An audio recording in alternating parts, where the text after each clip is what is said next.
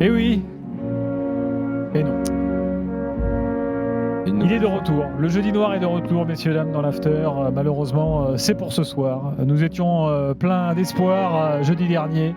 On espérait l'exploit de Nantes, la qualif de Rennes, celle de Monaco. Ils avaient gagné l'extérieur, a priori. Et ben non, 0 sur 3. Un beau jeudi noir qui rentre dans l'histoire de l'after. Parce que un jeudi noir, quand tu avais autant d'espoir, on n'en a pas eu souvent. Daniel Riolo est là, bonsoir Daniel. Salut les amis, je crois qu'hier soir j'ai eu ce moment d'enthousiasme démesuré, peut-être un des moments les plus stupides de 16 ans d'after. À la fin, toute fin de l'émission, j'ai lâché « Allez, demain on passe tout le monde ».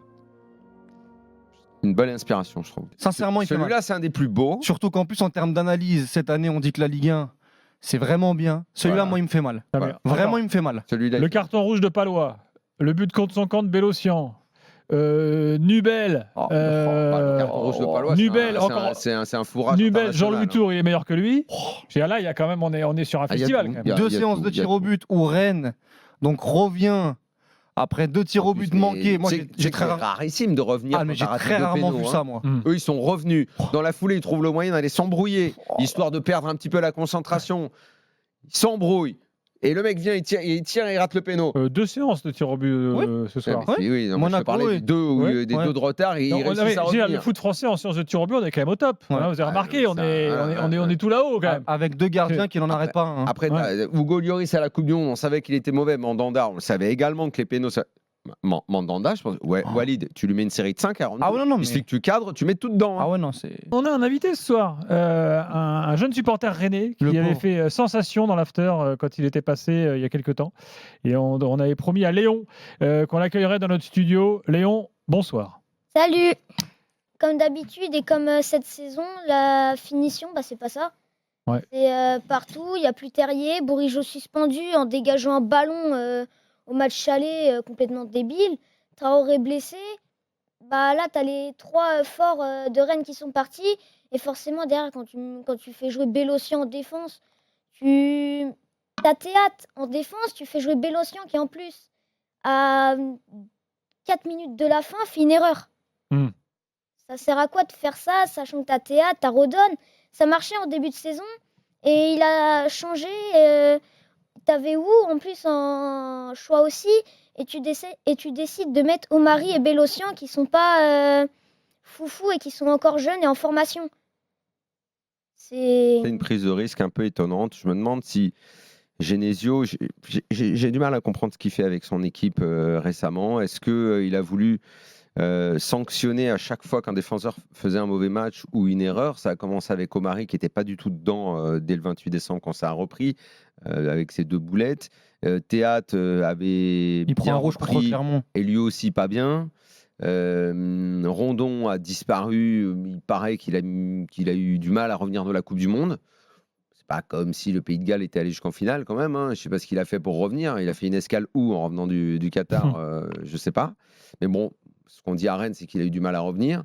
Donc finalement, charnière centrale, elle a explosé. Terminé. Les remplaçants de la charnière centrale ont également explosé. Donc tu te retrouves, comme disait Léon, avec des gamins. Bref, une équipe complètement chamboulée, qui a perdu de sa qualité technique, dont on ne comprend plus le fil conducteur tactique, parce que c'est un peu je pousse le ballon, je cours. Bon, ce soir, c'était beaucoup d'Oku. Tu as l'impression qu'il n'y avait que de lui que ça pouvait venir.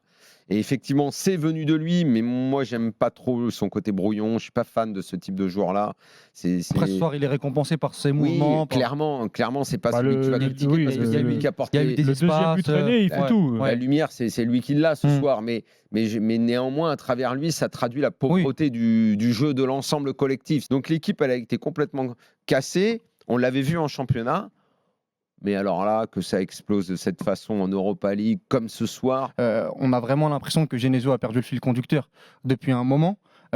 Faut pas oublier, parce que Léon parlait du match aller, mais qu'aujourd'hui tu payes ta qualification aussi sur la deuxième mi-temps contre le Fenerbahçe où tu mènes 3-0, où donc tu es premier de ta poule et tu aurais pu être en 8e de finale. Et donc en Coupe d'Europe, tu regardes les matchs et les scénars, ils ont fait n'importe quoi. Donc dans la maîtrise et la gestion des matchs, ils ont fait n'importe quoi. Ils se sont mis dedans tout seuls. Comme ce soir. Exactement. Comme ce soir. Mais c'est pas non plus une surprise. Quand tu enchaînes depuis la Coupe du Monde 7 défaites 7 défaites depuis le retour de la Coupe du Monde. C'est pas anodin. Tu peux pas arriver. Mais ça veut dire que tu n'as plus d'équipe. Mais en voilà, fait. Mais ça, on l'a constaté, on le voit qu'ils ont plus Bon, alors, les d'équipe. gars. Après un mois d'août un peu délicat, Rennes fait jusqu'à la Coupe du Monde quelque chose de très bien. Il y a des bons moments. Ils sont dans le, mais ils sont dans le top 5. Oui. Ils mettent du temps à trouver l'équipe, mais l'équipe, elle est dessinée, tu vois. Oui, d'accord. Après, que Terrier se blesse, évidemment que ça a foutu en l'air le groupe. Ça, Mais c'est pas normal. clair. Mais entre très préjudiciable, tout ce que tu veux, et catastrophique, cataclysmique à ce point,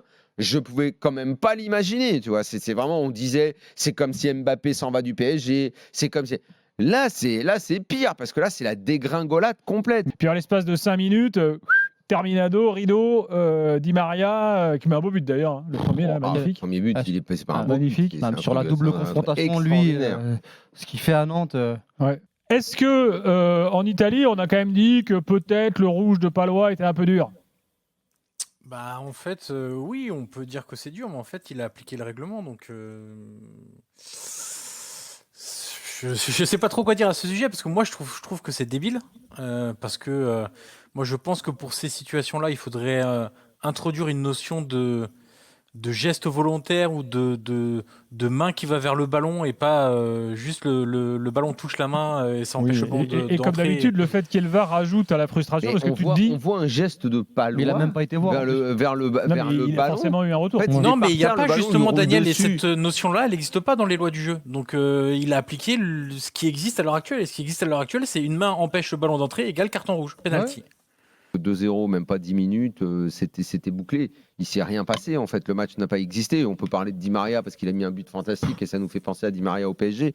Pour le reste, qu'est-ce que tu vas analyser? Nantes, ils pouvaient plus rien faire à ce moment-là. Ils étaient juste vaillants à essayer de courir. La Juve qui. Bah, disons qu'à 11, tu peux te dire peut-être qu'il peut se passer un Mais truc. ça a duré 5 minutes. Ouais. La Voilà. Juve qui Cinq n'aime très bonnes qu'une minutes chose. en plus. La Juve qui n'aime qu'une chose, c'est ne rien faire Ouais. et attendre. Ah, ils étaient Bon contents. bah là, ils étaient dans un fauteuil. Au revoir oui. tout le monde. Non, Moi, mais- si vous avez des choses à dire sur ce match, dites-les. Je vous écoute. Non, mais on a eu 5 très bonnes minutes de Nantes et Di Maria qui a climé un peu la Beaujoire avec encore un but Ah extraordinaire. oui, non, parce qu'il y a eu une ambiance de folie jusqu'au bout. Là, Oui, là-dessus, non, les j'ai climé. supporters nantais ont En été tout cas, exemplaires. doucher les espoirs de qualification. Ils ont continué bien évidemment à chanter et même à la fin du match, il y a eu de très très belles scènes. Mais voilà, le joueur spécial actuellement à la Juve, c'est Angel Di Maria. On l'avait bien compris déjà à l'aller ou sur les 30 premières minutes, c'est lui qui faisait tout et qui avait permis à la Juve d'ouvrir le score. Là, ça a été exactement la même chose. Et derrière, sur le penalty. Parce qu'on parle du penalty, mais comment il va se le créer ce penalty? C'est encore une fois avec une grande qualité. Et puis du côté de Nantes, hormis Ludovic Blas qui a encore montré sur cette double confrontation que pour moi il n'avait rien à faire à Nantes et qu'il devrait aller un peu plus haut.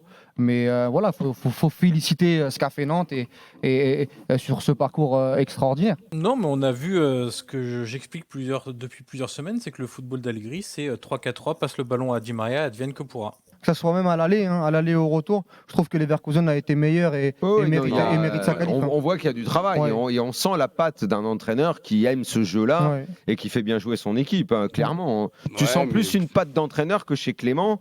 Même si Monaco, On en par parlera. moment, a été supérieur, sur la fin du match, quasiment, pas dernière demi-heure, mais au moins un quart d'heure, 20 Oui, minutes. la prolongue aussi un peu. Voilà, ils sont vraiment au-dessus. Non, mais Moi, défensivement, gros je pense problème. à même Monaco, qu'à un là. moment, ils vont gagner le match, ils vont retourner le match en leur faveur.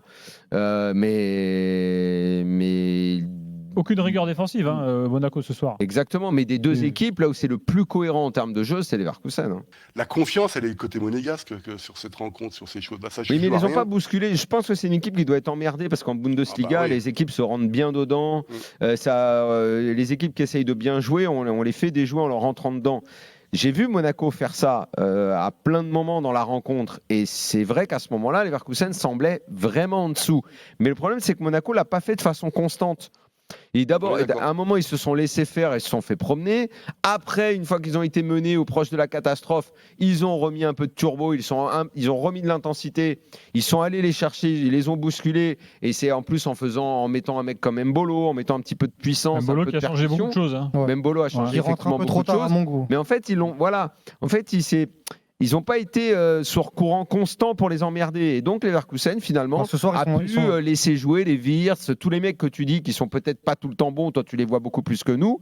Et ben ce soir, ils les ont laissé faire un très ce bon soir, t'as été match. dans la réaction pendant toute la rencontre. Ils les ont Ouais. laissé jouer. Je me demande si Clément en fait est pas fautif sur le fait de ne pas avoir densifié son milieu de terrain au début, parce qu'il rappelons quand même qu'il a un but d'avance, hein, ça a l'air de rien, et que tu peux jouer juste sur des contres. Monaco, vas-y. c'est quand même problématique. On a l'une de nos locomotives en Ligue 1 qui, encore une fois, perd en Europa League. Et en plus, Monaco, c'est génial parce que toutes les saisons, en fait, on peut les prédire à l'avance.